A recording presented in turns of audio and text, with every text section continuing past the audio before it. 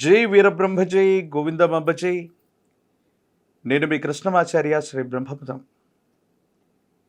ఇంటి గడప మీద కూర్చోవటం వల్ల అప్పులు అవుతాయని పెద్దలు అంటుంటారు.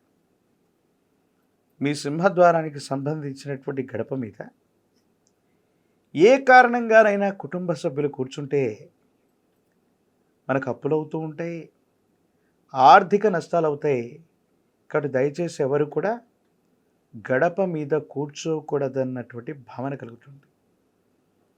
ఇది వాస్తవమైన వాస్తుపరమైనటువంటి అంశాల్లో సింహద్వారానికి సంబంధించినటువంటి ఆ గడప సాక్షాత్తు లక్ష్మీ స్వరూపం. అటువంటి లక్ష్మీ స్వరూపమైనటువంటి గడప ముందు కానీ గడప ఎదురుగా కానీ ఎవరైనా కూర్చుంటే నకారాత్మకమైనటువంటి శక్తులు ఆకర్షించబడి ఇంట్లోకి చొరబడతాయని పెద్దలు చెప్తుంటారు. గడప లక్ష్మీ స్వరూపం. ఎవరైనా స్త్రీలు గడప మీద కూర్చొని తల వెంట్రుకలు విరబోసుకున్న, జుట్టు వేసుకుంటున్న, తలకు సంబంధించినటువంటి జుట్టు గడప మీద పడుతున్న, చీపురు గడపకు ఆంచేటువంటి విధంగా ఉంచిన జ్యేష్ఠాలక్ష్మి దరిద్ర దేవత ఆ ఇంట్లో తాండవం ఆడేటువంటి అవకాశం ఉంది. ఏ కారణంగా కూడా గడప దగ్గర పిల్లలకి భోజనాన్ని పెట్టడం, గడప మీద కూర్చోబెట్టే ప్రయత్నం చేయటం, గడప అపరిశుభ్రంగా ఉంచటం వల్ల అలక్ష్మీ నివాసం అవుతుంది. లక్ష్మీదేవి అక్కడ నివసించదు.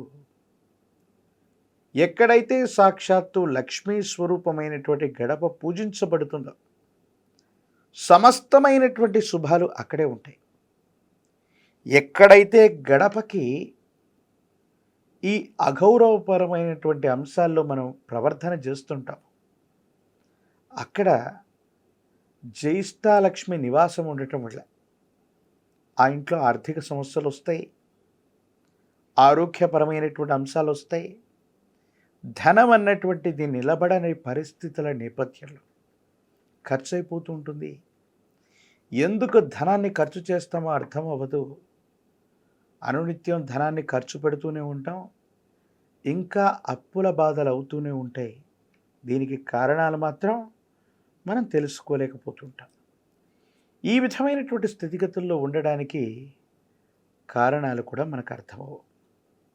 కాబట్టి లక్ష్మీ స్వరూపమైనటువంటి గడపని పసుపు కుంకుమలతో ఎవరైతే అనునిత్యం పూజిస్తుంటారో, సాక్షాత్తు భగవత్ స్వరూపమైనటువంటి అమ్మవారిని ఇంటి లోపల దేవుడి యొక్క గదిలో ఎలా పూజిస్తామో అంతే పవిత్రమైనటువంటి భావన చేత గడపని ఎవరు పూజిస్తే ఆ ఇల్లు లక్ష్మీ నివాసం అవుతుంది.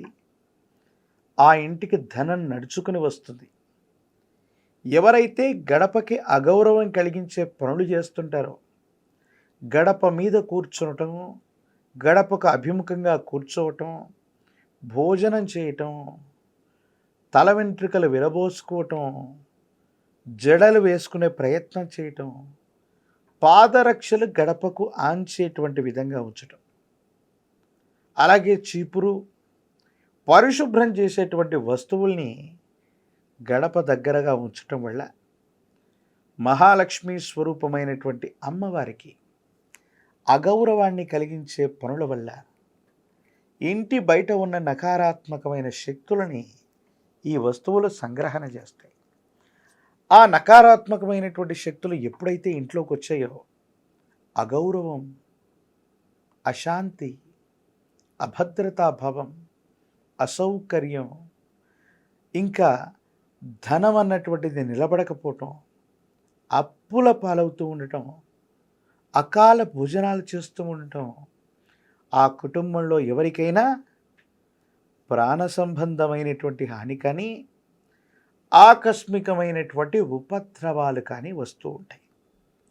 అలాగే కొంతమంది గడపకి తెలిసి తెలియక ఇనుప చువ్వల్ని కొట్టడం, ఇనుప మేకుల్ని కొట్టడం, గడపకున్నటువంటి సౌష్ఠవాన్ని దెబ్బతీయటం, ఏదో మేలు జరుగుతుందన్న ఉద్దేశంతో ఏ వస్తువునంటే ఆ వస్తువును తీసుకొచ్చి గడపకు కొట్టటం కూడా ఇది అశుభాన్ని కలిగిస్తుంది.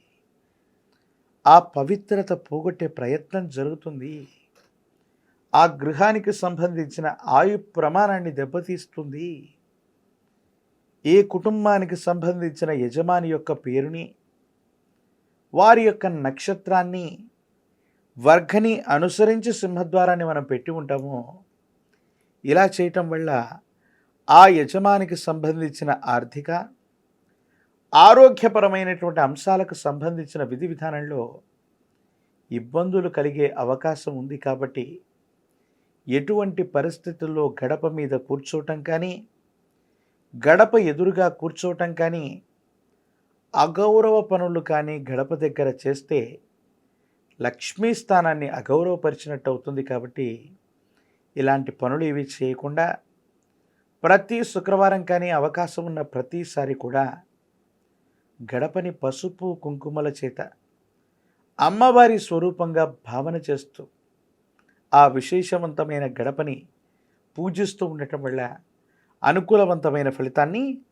తప్పకుండా పొందేటువంటి అవకాశం కనిపిస్తుంది.